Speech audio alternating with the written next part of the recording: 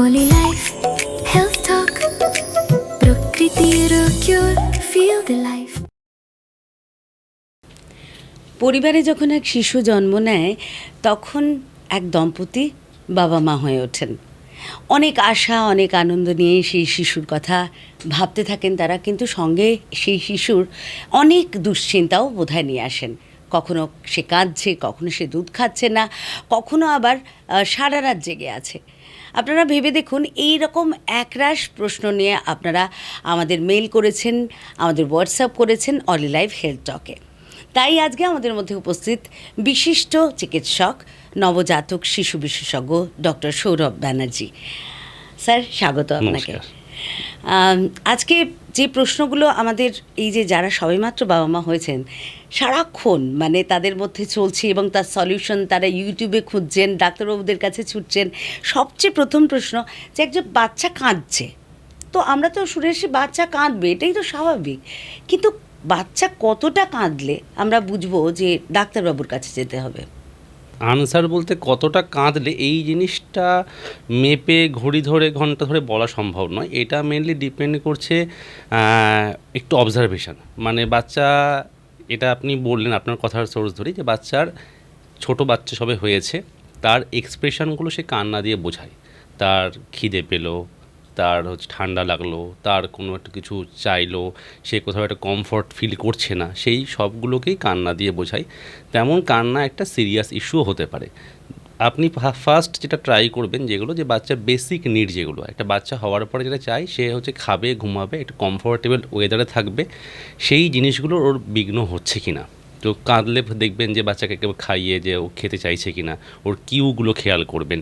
বাচ্চাকে যেমন মায়ের পেটের মধ্যে এতদিন ছিল, একটা গরম পরিবেশে ছিল, হট করে টেম্পারেচার ঠান্ডা হয়ে যাচ্ছে কি না, তার হাত পা ঠান্ডা হয়ে যাচ্ছে কি না, এই জিনিসটা খেয়াল করবেন। তারপরে বাচ্চার ইউরিন করে দিয়েছে কিনা, সেখান থেকে ঠান্ডা লাগতে পারে, সেইগুলো খেয়াল করবেন। যখন দেখছেন যে এইগুলো সবই ঠিকঠাক হচ্ছে তাও বাচ্চা কেঁদে যাচ্ছে, তখন সেক্ষেত্রে এটা একটা অ্যালার্মিং কন্ডিশন হতে পারে। মানে কান্নাটা স্বাভাবিক। আর একসময় আমাদের মা ঠাকুমারা বলতেন, বাচ্চা যত কাঁদবে বুকের তত বল হবে, সে তত শক্তিশালী হবে। এটা কি মিথ না? হ্যাঁ, এটা একেবারেই মিথ। আচ্ছা। কান্না আবারও একই কোশ্চেন। কান্না একটা শিশুর এক্সপ্রেশন। ওরা যেহেতু কথা বলতে পারে না, ওদের অভিব্যক্তিগুলো, ওদের ডিম্যান্ডগুলো ওরা কান্না দিয়েই বোঝায়। তো সেই কান্নার ধরন হতে পারে। আমরা আমাদের এসএনসিউতে দেখেছি বাচ্চাদেরকে, যখন যেখানে নার্সারি বলা হয়, যেখানে অনেক বাচ্চা থাকে, তাদের কান্নার প্যাটার্নগুলো কিছু কিছু ক্ষেত্রে বোঝা যায়। মানে পার্টিকুলারলি এই আজকের কথা প্রসঙ্গেই বলি, একটা কান্না আমাদের স্যার দেখিয়েছিলেন। হার্ট ফেলিওর বাচ্চাদের একটা আলাদা কান্না হয়, নিউবর্ন পিরিয়ডে বলছি, সেই কান্নাটা একটা শ্রিল ক্রাই কন্টিনিউ কেঁদেই যায়, ঠিক আছে, এটা আমরা অবজার্ভ করেছি। আবার কোনো বাচ্চার সেপসিস থেকে মেনিনজাইটিস হলে তার কান্নাটা একরকম হয়।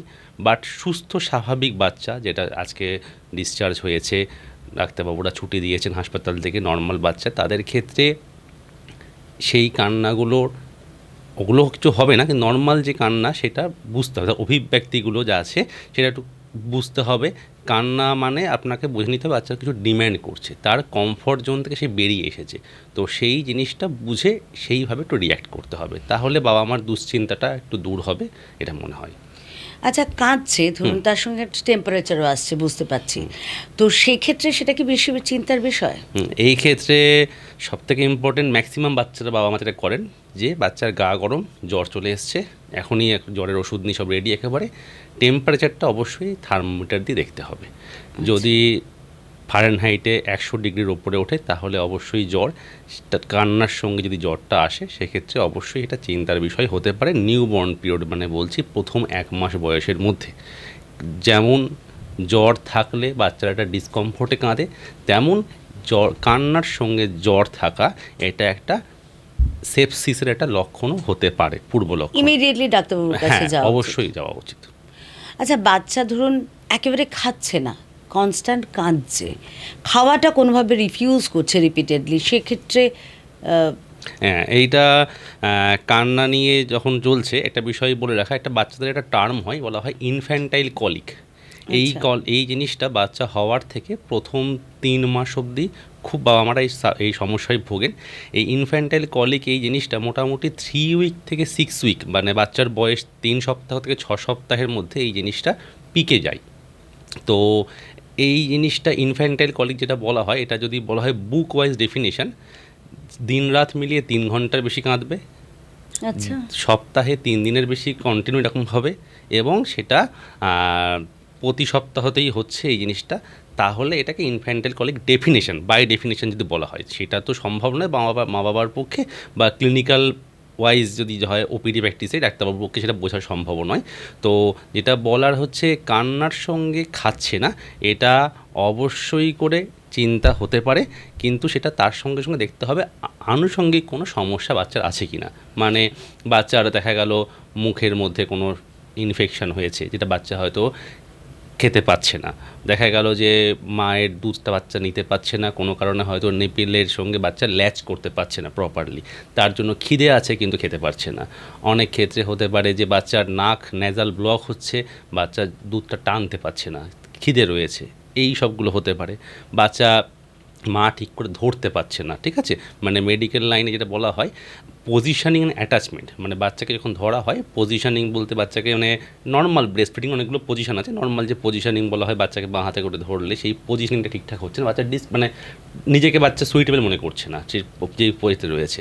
বাচ্চা যেটা অ্যাটাচমেন্ট, মানে মায়ের নিপেলের সঙ্গে বা মায়ের ব্রেস্টের সঙ্গে বাচ্চা ধরবে, সেই ধরনাটা বাচ্চা ঠিকঠাক করে করতে পারছে না, সেই ক্ষেত্রে বাচ্চা তার যে ডিম্যান্ড বোঝানোর জন্য সেটাও কান্নাকাটি করবে। কান্না একটাই জিনিস, বাচ্চার কমফর্ট জোন থেকে বেরিয়ে আসছে, সেটাও বোঝাতে চাইছে।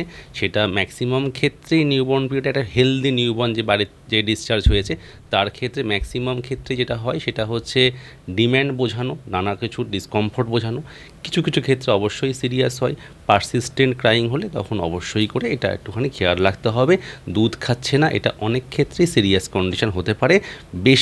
বেশি সিরিয়াস বলবো এই খাওয়া প্রসঙ্গে, বাচ্চা দুধ খাচ্ছে কিন্তু মুখ দিয়ে ফেলে দিচ্ছে, দুধ খাচ্ছে মুখ দিয়ে ফেলে দিচ্ছে, এই জিনিসটা হলে এটা একটু বেশি চিন্তার। কিন্তু এটা তো একসময় দেখেছি স্বাভাবিক কিছুটা, যে একটু দুধ বেরিয়ে যাচ্ছে বা তুলে দিচ্ছে, এটা তো এটা একদম একেবারে- একদম এই যে আপনি যে কথাটা বললেন এটা একদমই ঠিক কথা। এই যে মুখ খাওয়ার পরে বাচ্চা একটু দুধ তুললো, যে ঢেকুর তোলানো বলা হয়, একটুখানি দই মতন ছানা কাটা দুধ তুলবে, এটা একদমই স্বাভাবিক। দুধ তোলা বলতে পুরো দুধটাই, মানে দুধটা পুরো পাচন না হওয়া পুরো আচ্ছা। দুধটাই বেরিয়ে আসলো, এবং সেটা প্রত্যেকবারই জিনিসটা হচ্ছে, সেই ক্ষেত্রে এটা বুঝতে হবে যে এটা কোনো একটা অনগোয়িং কোনো সমস্যা চলছে।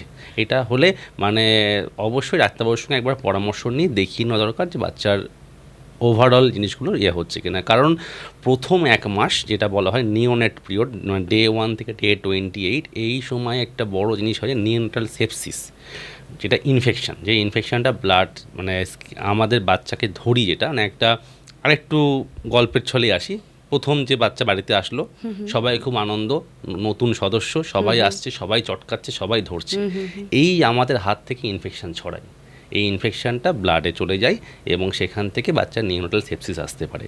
এর কোনো সাইন আসে না, এর কোনো সিমটম আলাদাভাবে আসে না, এর হচ্ছে মেনলি সাইন আসে বাচ্চা খাচ্ছে না, দুধ ফেলে দিচ্ছে, বাচ্চা কেঁদে যাচ্ছে, এটাও একটা ইম্পর্টেন্ট জিনিস। সেইটা হলে একবার ডাক্তারবাবুর সঙ্গে পরামর্শ করে নেওয়া যে এই জিনিসটা হচ্ছে কি না। এমনি 2-1 বার ঢেকুর তোলা, ছানা দুধ তোলা এটা নয়, পুরো দুধটাই প্রত্যেকবারই বেরিয়ে আসছে, সেই জিনিসটা হলে।